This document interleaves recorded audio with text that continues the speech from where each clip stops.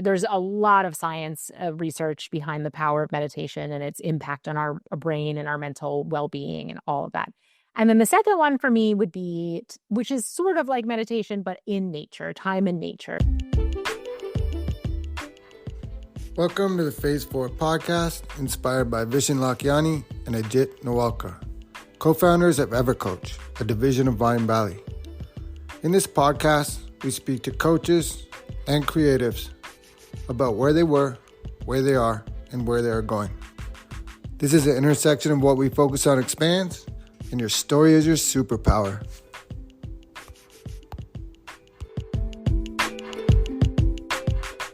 My guest today is Katie Farinas. She is a Dharma coach, a yoga teacher, and the host of the Midlife Purpose Project podcast. We're going to talk about that a bunch more today. And Katie, welcome to the podcast. Thank you. Thank you so much for having me. And good job pronouncing my last name. No one ever gets that right. So impressive. Thank you. I always just begin with, tell us a little bit more about yourself and how did you end up in this space?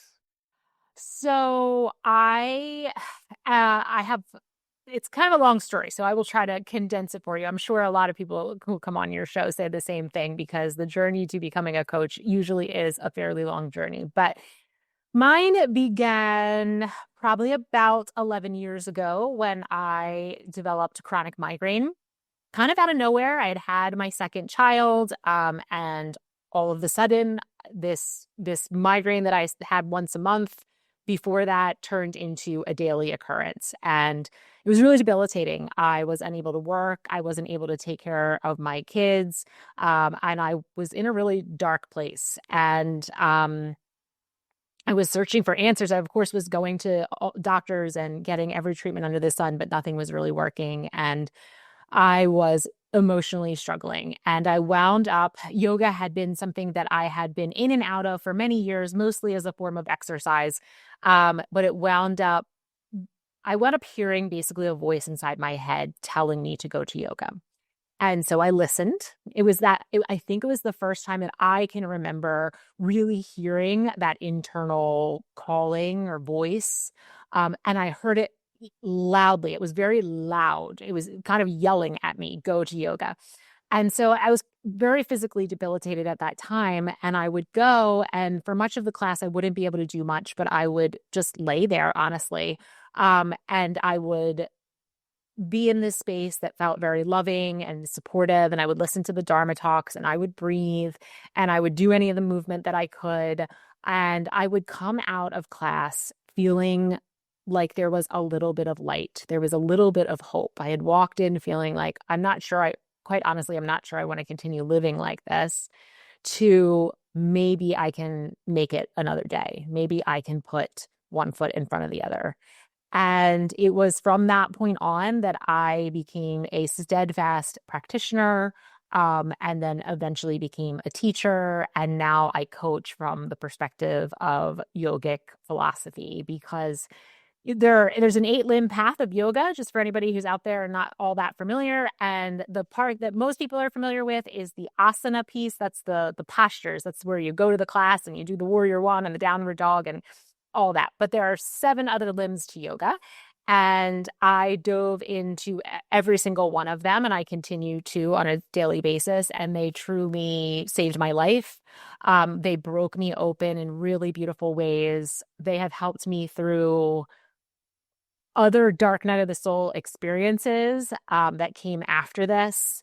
And I just truly wholeheartedly believe in the power of this, honestly, system. Yoga is a science. It's a system for living with more skill and more ease in this really difficult thing we call life. And it's a beautiful system and it works. So I coach from that perspective. Yeah, that's beautiful. Is it like the other limbs? Is some of it food, like Ayurveda? Is that a part of it? Ayurveda is the sister science to yoga, but some of the other limbs are meditation, breath work, self-study, focus and concentration, the yamas and the niyamas, which are kind of the 10 ethical tenets of yoga. You can liken them most easily to the Ten Commandments, but they are very different than a Ten Commandments style, but that kind of guidelines for living life. So there's all these other limbs of this system that are just incredibly powerful and healing. Yeah. You mentioned about that loud voice telling you what to do, that maybe your first hint of intuition that was helping guide you. And I can't, it's strange because just this week I gave a speech and I talked about intuition, how there's a paradox where it's like a soft, subtle whisper, but it's really loud and bang right in the back of your head. And it's just a voice guiding you. Yeah, it really is. And I remember I had it when I was a young child. I can have memories where I would hear that whisper as a young child. And then somehow, somewhere between young child and adult, I totally lost it. And I remember being aware of that, being like, wow, what happened to that little voice inside? What happened to that intuition? I've lost it. It's gone. And it took me breaking down in order to then find it. That for me, that's how I came back to it, was through this incredibly difficult time in my life. It started to allow me to hear the whisper. And I think that it did because when you're that ill and your life is falling apart in every conceivable way, you stop caring about the shoulds and what other people think. And honestly, like societal pressures or pressures from, your family of origin or your job, like you can't carry any of that anymore. The weight of what you're dealing with is so heavy, you have to let the rest of that slide away. And it allows that voice to come forward. Now, there are other ways to tap into that voice. I don't recommend a dark night of the soul experience. But if you are having one of the benefits is that your intuition may become very loud. Yeah, for sure. Michael Beckwith, he calls it these aha moments. He calls it Kensho and Satori. Kensho is the dark night of the soul. Satori is more like an aha moment.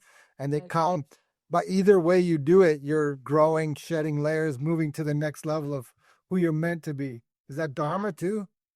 Yes. So Dharma is a big word and it has many different components, but there's something called Dharma, which is your soul's purpose. So it is the reason why your soul incarnated into this body in this time.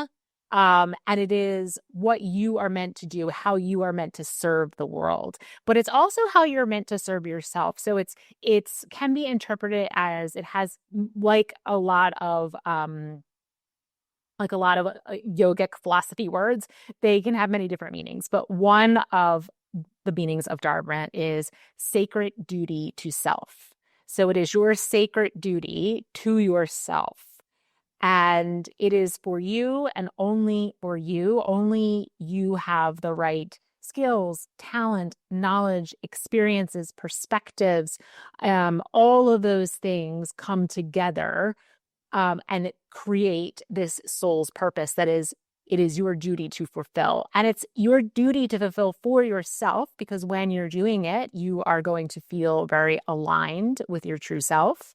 You're going to feel like you're in flow, like you have purpose and meaning in your life. It's going to bring a lot of beautiful feelings to you, which are the reason why we came here, right? When we didn't come here for things, we came here to have meaning and connection in our lives, right? And so Dharma does that for you as the individual, but then as a result, you impact the rest of the world and you serve the rest of the world. So you are serving yourself and the world at the same time. So that's great. I got a quote about it from the Bhagavad Gita, and it says about Dharma. It says, it is better to live your own Dharma imperfectly than to live an imitation of someone else's life with perfection. That's from a book that came through me. I don't even put it out anymore because it's like, just, I don't know. But is Dharma like your soul's purpose, right? So then is karma like how you get to that?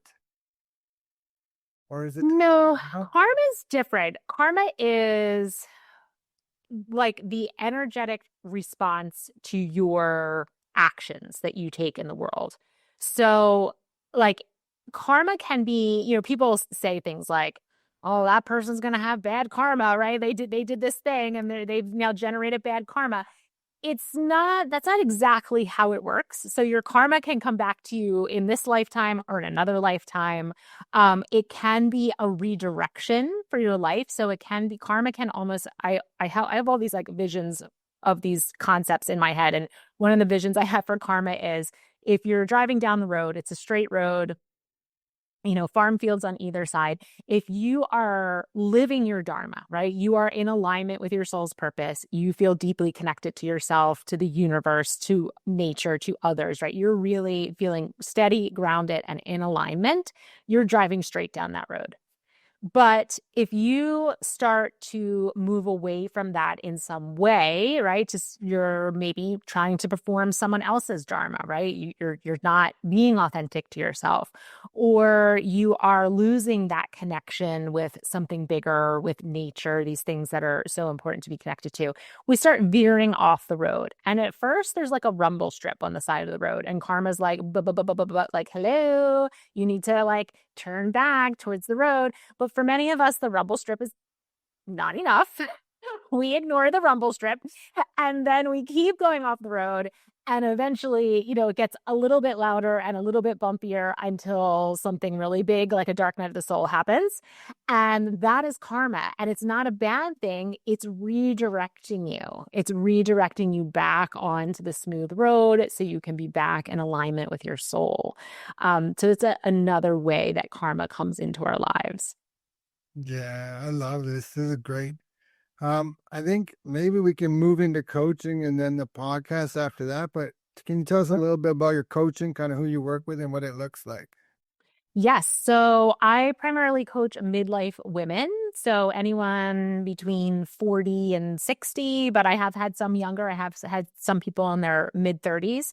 And it's women who have kind of what we're talking about here. They have gone off track and they know it. They really feel like their life doesn't represent who they are.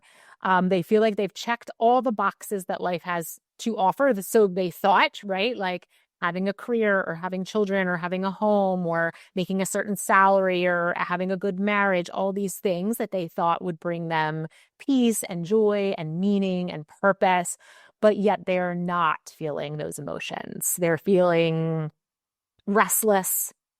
They're feeling like life feels kind of dull. It's lost its shine. They're feeling disconnected from themselves.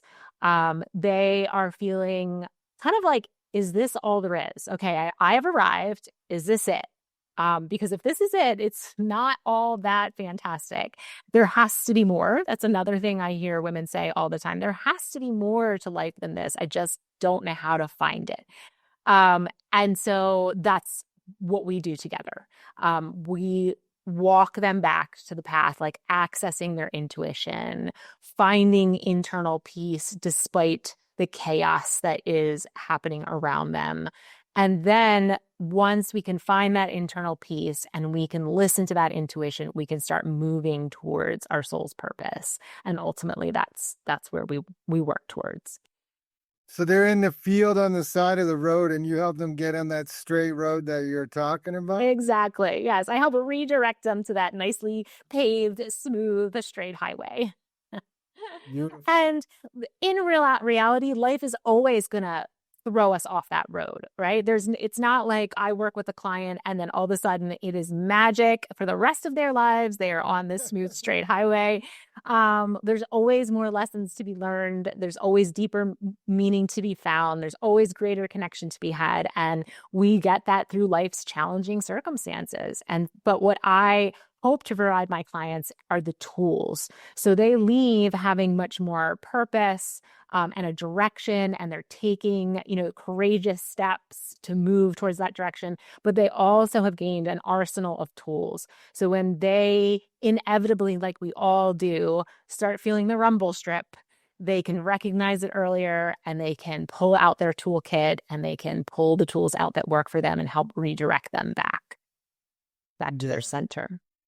It's just about doing the work all the time, right? And even myself, I know like just if something's like those rumble strips appear, it's like, okay, the only thing really I can do right now besides wait is to just keep doing the work and showing up. Mhm. And the more you do that, the more it's easier to get back on that road that you're talking about. Yeah, it is because you're creating neural pathways. This is yoga is really science. It's the I don't know how these people came to know these things so early in our history.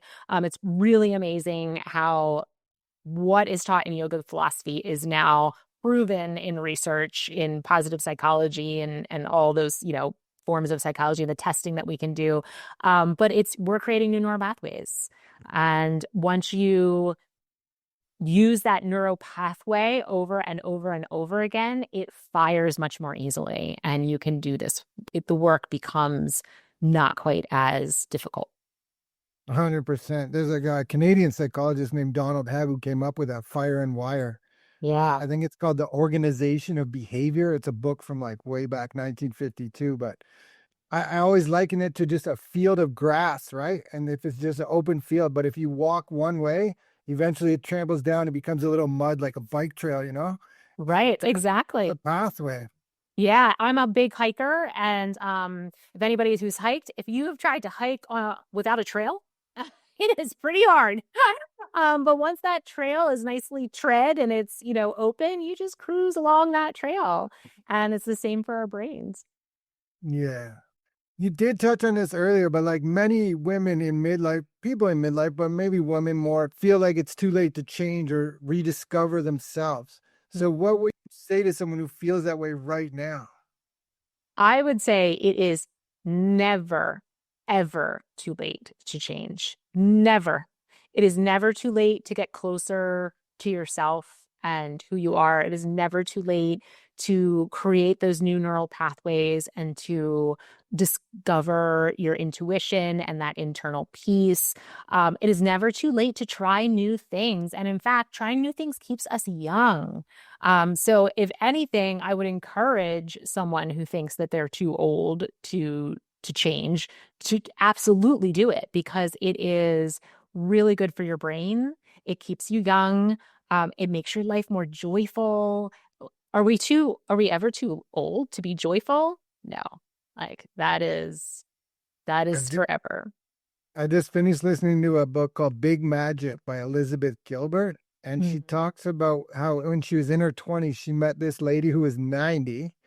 And the lady started taking up some like very esoteric form of I don't even know what it was, some kind of geology, but like spiritual, something that nobody knows about when she was 80 years old. Yeah. And in those 10 years, she became like the leading expert in the world, but she didn't start till she was 80. Yeah. Isn't that insane? I love those stories. And there's so many stories like that, and well-known people too. People that, if you heard their names, you would recognize them. They're, writers of TV shows and scientists who were prominent scientists who did not even start their careers until they were in their late 40s and early 50s. And now they're household names. So it just proves that it really is never too late. Yeah. I think you mentioned a little earlier about when you were going through that, you things like journaling, breath work. And so those spiritual practices, meditation, and helping you come back to yourself. Like, I wonder, is there one that dominates for you, or is there one you recommend more, or you find that you see evidence that it's more beneficial? Obviously, I know it's dependent on the person. Yeah, it really is dependent on the person. For me, I'll give you a top two because I'm not sure that I can put one above the other. Meditation is huge. I meditate every single day, and it has been an enormous part of my journey. And in the beginning, meditation actually helps to reduce pain. I don't know, a lot of people may not know that physical pain, and so that's actually why I started it. Yes. Was because I was in so much physical pain. And so it has become such a blessing in my life. There's a lot of science research behind the power of meditation and its impact on our brain and our mental well being and all of that. And then the second one for me would be, which is sort of like meditation, but in nature, time in nature. So I mentioned I'm a big hiker. I'm blessed to live in an area where I have access to, to national or not national, I'm sorry, state forests. And so I go there with my dog on a regular basis and I just spend time walking in the woods, being very present and trying to really just like fill my senses. What am I hearing? What am I seeing? What am I smelling? I touch the trees as I walk by them. I really immerse myself in that nature. And it has a very healing power. Yeah, definitely agree with all of that and more. I think like even one of my affirmations is the answers come to me in nature. And then like in Mhm. nature, I'm like, thank you, thank you. All the answers are coming. Yes, yes.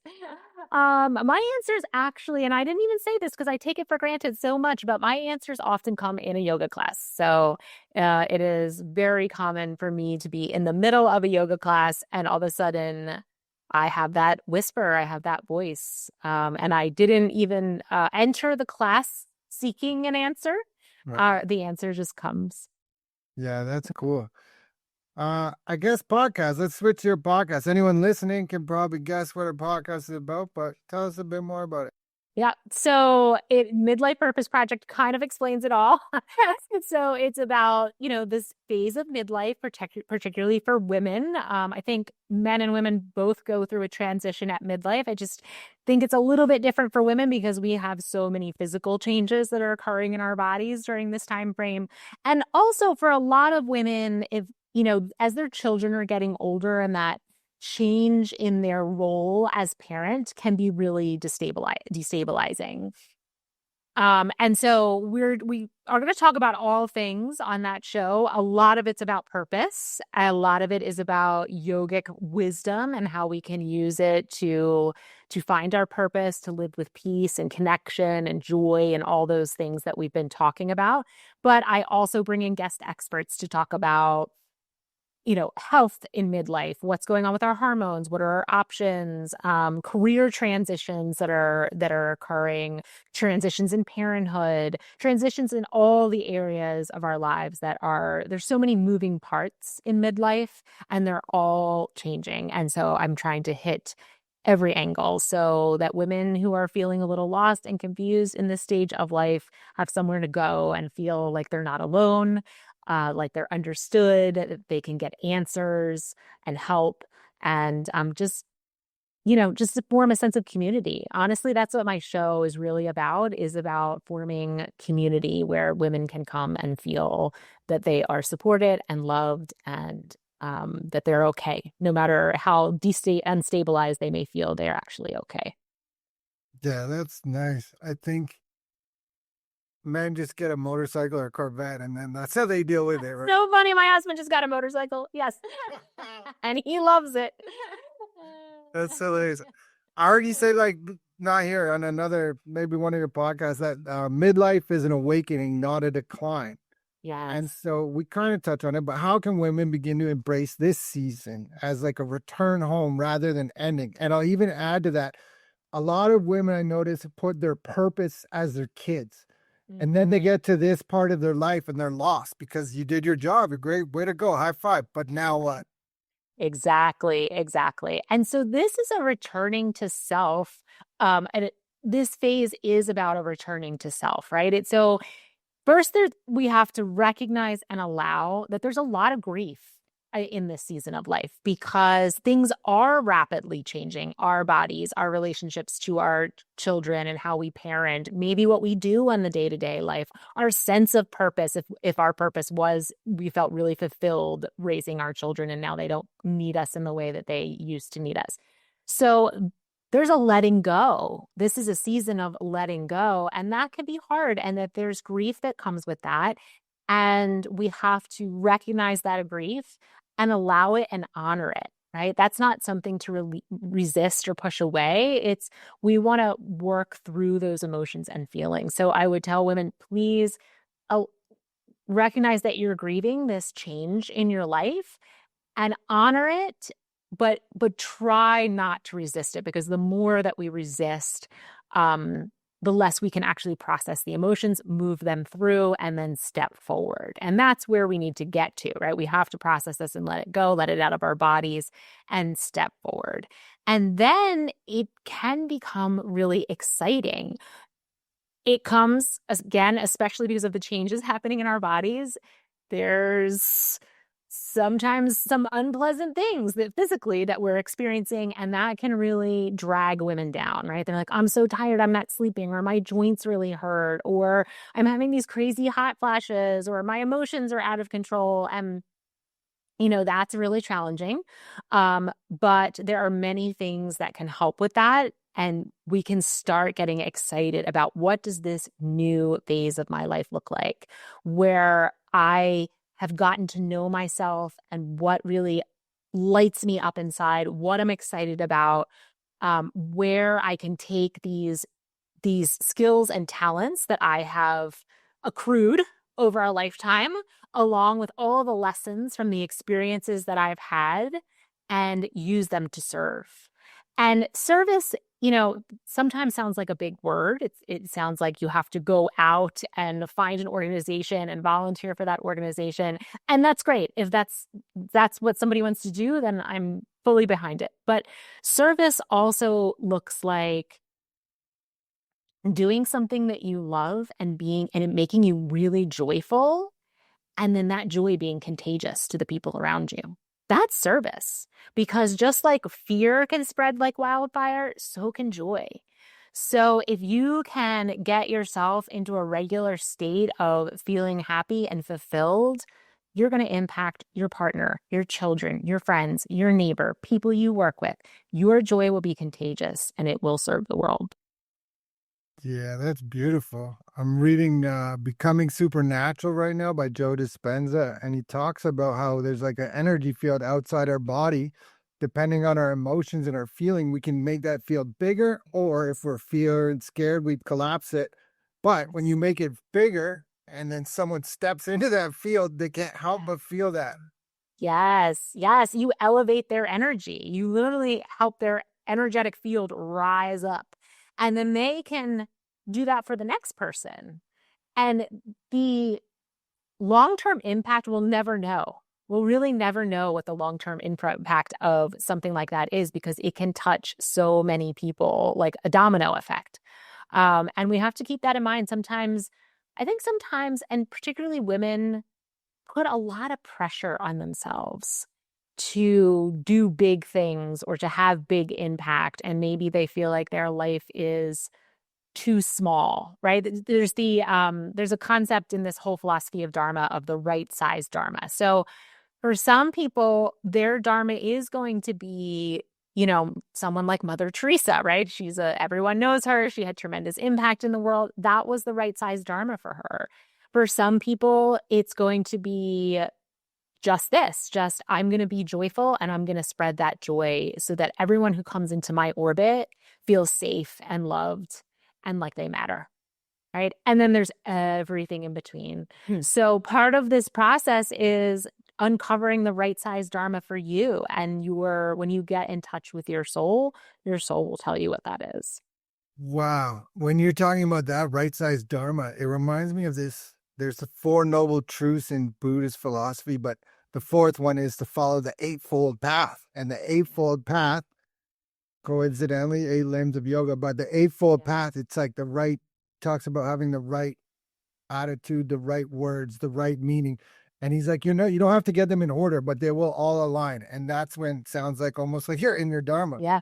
Yes, absolutely. They will all align. If you're taking the right action, that action that's generated from inside, from those whispers, then things will start naturally falling into place. That's fascinating that both of those, it was like so long ago. And like you're saying, guys like Joe Dispenza are explaining it in science now. Right. I love it. It fascinates me. I kind of a sidebar, my first undergraduate degree was in chemistry, and then my second undergraduate degree was in nursing. So I have all this science background, and then I love science, and I love seeing how these two things really align. It's beautiful. Sweet. Yeah, the spiritual meets the science, or the science meets the spiritual. Either way, they end up becoming aligned. I think as we begin to wind down, if this episode resonates with you, please like, subscribe, share, and reach out to Katie. You've heard everything. It definitely, I'm sure it resonates with my listeners. It resonates with me for sure. And I guess before I kind of ask my final questions, I always let the guests take it wherever they want. So, you know what? Before we do that, this is the Phase 4 podcast, and Phase 4 in the 6 phase meditation by Vishen Lakiani is all about creating your future 3 years from now. So, where is Katie Farinas 3 years from today?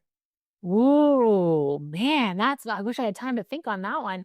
Um, which I will say and there's a lot of science behind this now as well, but visualization is really powerful.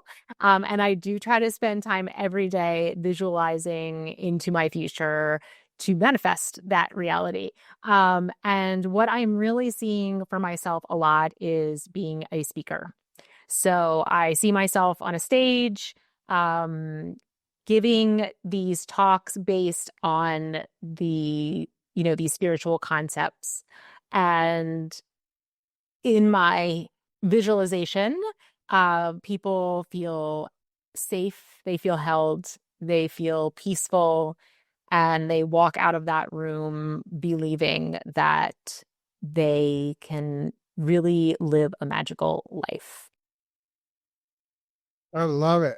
That was what I manifested for myself a couple years ago. I was speaker and I didn't know how I was going to do it. I had no idea how. I just knew that was the dream. And so I started being like, well, I should probably go to Toastmasters if I want to be a speaker. And so I started going to Toastmasters. And guess what? After like a year and a half, one of the guys is like, hey, you want to come tell your story to a bunch of business leaders in the community?